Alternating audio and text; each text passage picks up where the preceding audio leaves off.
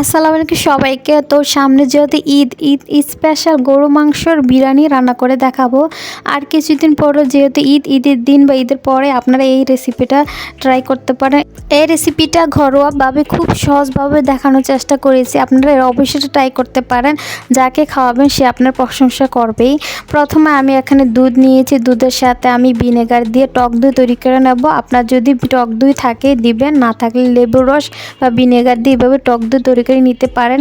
তারপর একটি কড়িয়ে নিয়েছি, এখানে তেল দিয়ে পেঁয়াজ কুচি দিয়ে পেঁয়াজে কিছুটা হালকা ভেজে নিতে হবে। ভেজে নেওয়ার পর এখানে আস্তা গরম মশলা কিছু অ্যাড করব।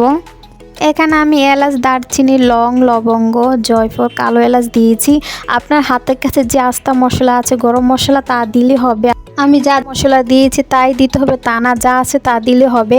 তারপর আদা পেস্ট, রসুনের পেস্ট দিয়েছি। দিয়ে দেওয়ার পর কিছুক্ষণ হালকা ভেজে নেব। ভেজে নেওয়ার পর এখানে আমি কিছুটা পানি অ্যাড করে দিয়েছি যাতে না পুড়ে যায়। তারপর লবণ, তারপর দিয়েছি মরিচের গুঁড়া, তারপর ধনিয়ার গুঁড়া এখানে দিয়ে দেব। মূলত আপনারা এখানে হলুদটা ছাড়া প্রায় সব মশলা এখানে দিতে পারেন অল্প করে। দেওয়ার পর এখানে আমি জিরা গুঁড়া দিয়েছি। দেওয়ার পর কিছুটা পানি দিয়ে মশলাটা কিছুক্ষণের জন্য কষিয়ে নিতে হবে আমার। এরপর এখানে যে বিরিয়ানি মশলা ছিল এটা ছিল অল্পই ছিল আমার কাছে, তো যেটুকু ছিল অতটুকু আমি দিয়ে দিয়েছি। দিয়ে দেওয়ার পর আমি কিছু পানি দেব। পানিটা অ্যাড করার পর কিছুক্ষণ মশলার সাথে কষিয়ে নিতে হবে। কষিয়ে নেওয়ার পরে এখানে আমি বাদাম বাটা দিয়েছি, খুবই অল্প দিয়েছিলাম, কম ছিল। বাদাম বাটা দেওয়ার পর পানি দেওয়ার পরে আমি এটা কষিয়ে নেব মশলার সাথে। যখন কষানো হয়ে যাবে দেখবেন তেল উপরে ভেসে উঠছে, তখন মনে করতে পারবেন সে পারফেক্টভাবে মশলা কষানো হয়ে গিয়েছে। তারপরে যে আমি টক দই বানিয়ে নিয়েছিলাম গরু মাংসের সাথে টক দইটা মিশিয়ে তারপরে আমি মশলা যে কষিয়ে রেখেছিলাম এখানে দিয়েছি। দিয়ে দেওয়ার পর কিছুক্ষণ আমি এখন জাল করে নেব, ঢাকনায় রেখে দেব। ঢাকনায় রেখে দেওয়ার পর দেখবেন কষানো প্রায় হয়ে যাচ্ছে। তারপরে এখানে আমি আরও কষিয়ে নিব। লো আঁচে রাখতে হবে, গরু মাংস লো আঁচে রাখলে খুব সময় লাগে, যেহেতু এটা সিদ্ধ হতে লো আঁচে আস্তে আস্তে এটা সিদ্ধ করে নিতে হবে।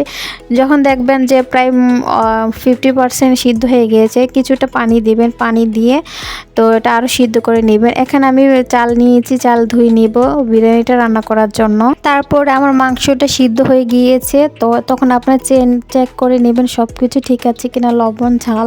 তারপরে এখানে দেখতেছেন আলু কিছু ভেজে নেব। এখানে আমি হলুদ, মরিচ, লবণ দিয়ে আলু মেখে তারপর তেলে কিছুক্ষণ ভেজে নেব। ভেজে নেওয়ার পর তারপরে চালটা আমি রান্না করে নেব বিরিয়ানির জন্য। এখানে আমি তেল দিয়েছি, তারপর কিছু আস্তা মশলা এখানে দিয়েছি।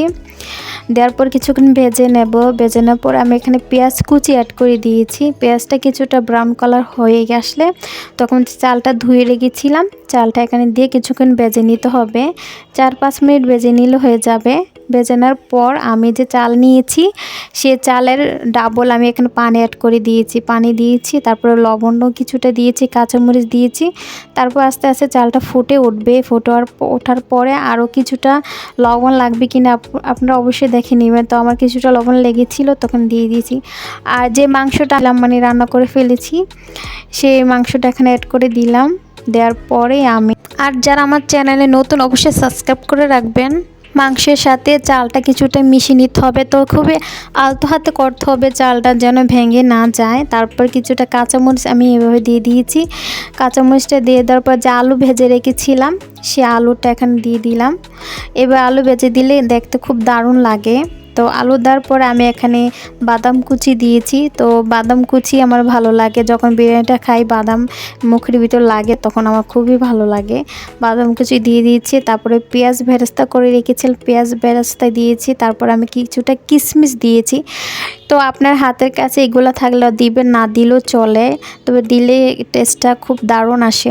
তারপর কিছুক্ষণ ঢেকে নেব। ঢেকে নেওয়ার পরে আমি কিশমিশটা পরে দিয়েছিলাম, তখন খেয়াল ছিল না। তারপরে কিছুটা আমি উল্টে পাল্টে দিয়েছি চালটা। দেওয়ার পরে আমি ঢাকনা দিয়ে দমে রেখে দেবো আধা ঘন্টার মতনই। আঁচটা কিন্তু খুবই লো রাখতে হবে, নাড়িটা তো লেগে যেতে পারে, তবে খুবই আলতো হাতে এটা নাড়াচাড়া করে দিতে হবে যাতে চালটা ভেঙে না যায়।